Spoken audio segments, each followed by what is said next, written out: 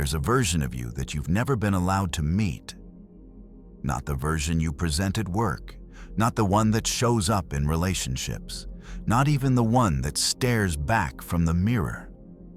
I'm talking about the parts you've hidden, the emotions you've swallowed, the desires you've buried, the pieces of yourself that were deemed too much, too strange, too dark to be acceptable. Carl Jung had a name for this hidden territory. He called it the shadow. And he believed that until you face it, you'll never be fully alive. Shadow work isn't therapy jargon or a self-help trend. It's one of the most honest things a person can do. A deliberate descent into the parts of yourself you've spent a lifetime avoiding. Not to fix what's broken, but to reclaim what was never broken in the first place. Most people hear shadow and think darkness, flaws, the worst version of themselves. But Jung meant something far more nuanced. The shadow is simply everything you've pushed out of conscious awareness. Yes, that includes anger, jealousy, shame, the emotions we've been trained to suppress. But it also includes buried creativity, unspoken desires, forgotten strengths. Anything that didn't fit the image you were taught to maintain got thrown into the shadow. This starts early. A child learns that certain behaviors earn love and others earn punishment. Sadness is dramatic. Anger is unacceptable. Sensitivity is weakness. So the child adapts. She tucks those parts away, not gone, just underground, and the shadow grows. Here's what makes this dangerous. The shadow doesn't stay quiet. It leaks. It shows up as the reaction that surprises you, an intensity you can't explain, a pattern you can't break, an attraction or repulsion that seems to come from nowhere. Jung observed that the shadow most often appears through projection. The trait that infuriates you in someone else is frequently the trait you've disowned in yourself. The colleague whose confidence irritates you may be mirroring ambition you were taught to hide. The friend whose emotional openness makes you uncomfortable may be reflecting the vulnerability you locked away years ago. These projections aren't random. They're invitations. Every strong emotional reaction to another person is a signpost pointing back towards something unexamined within you.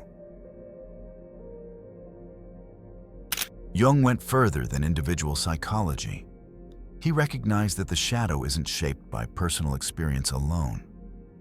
It's layered. There's the personal layer, your own choices, habits, and self-sabotaging patterns. The relationship you keep recreating, the success you keep undermining, the boundary you keep failing to hold. These aren't random failures. They're the shadow expressing itself through repetition, trying to surface what you refuse to see. Then there's what Jung connected to ancestral and collective influence. The unspoken rules of your family, the grief your grandmother never processed, the silence around certain topics that everyone understood without being told.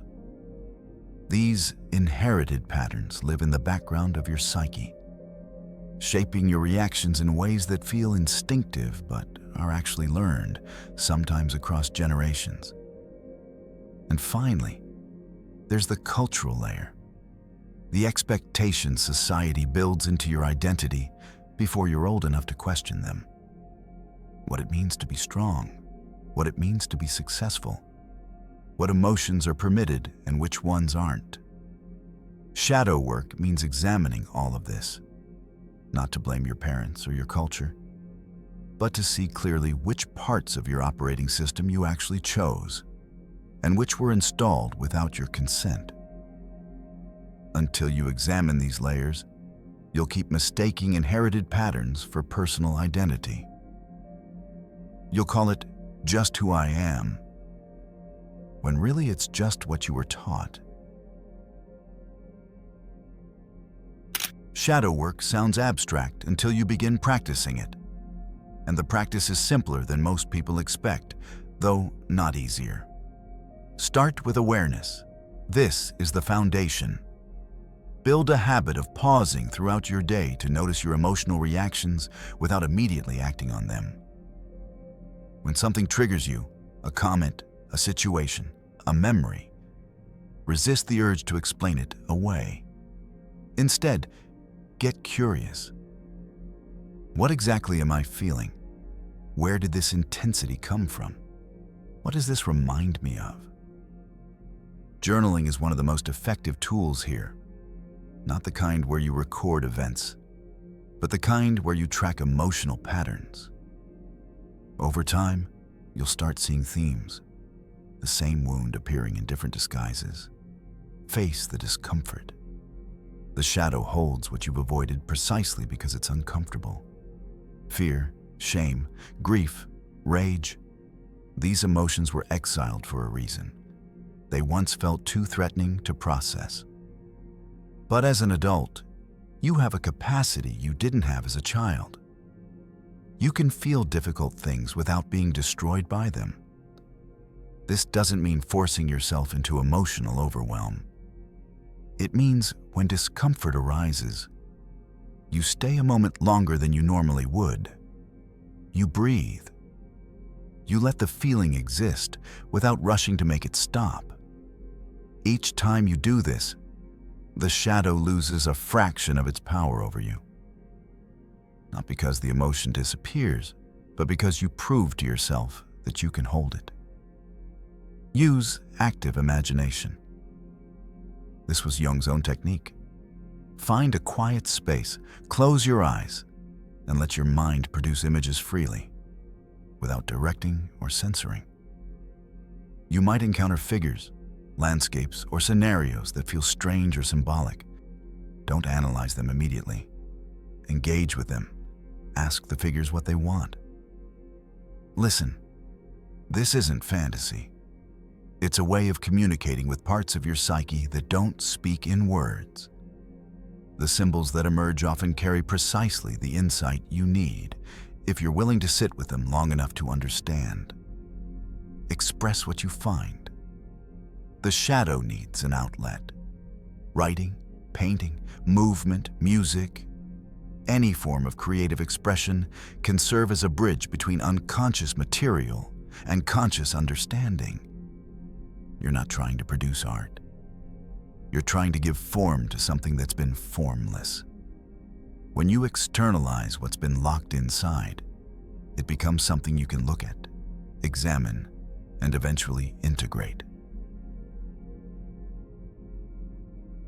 There's one more practice that holds everything together, and it's deceptively simple. Learning to observe yourself without judgment. Jung understood that the ego, the part of you that narrates your life, that says, I am this and I am not that, is both essential and limiting. The ego is what built the walls around the shadow in the first place. So the ego alone can't dismantle them. What can is a different quality of awareness.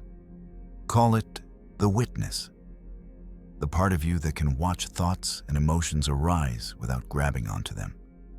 It doesn't suppress. It doesn't react. It simply sees. When you cultivate this witness, something shifts. You stop being trapped inside your patterns and start observing them from a slight distance. You notice the anger without becoming the anger. You feel the shame without collapsing into it. This isn't detachment. It's the deepest form of presence. And from this vantage point, integration becomes possible. Because that's ultimately what shadow work is.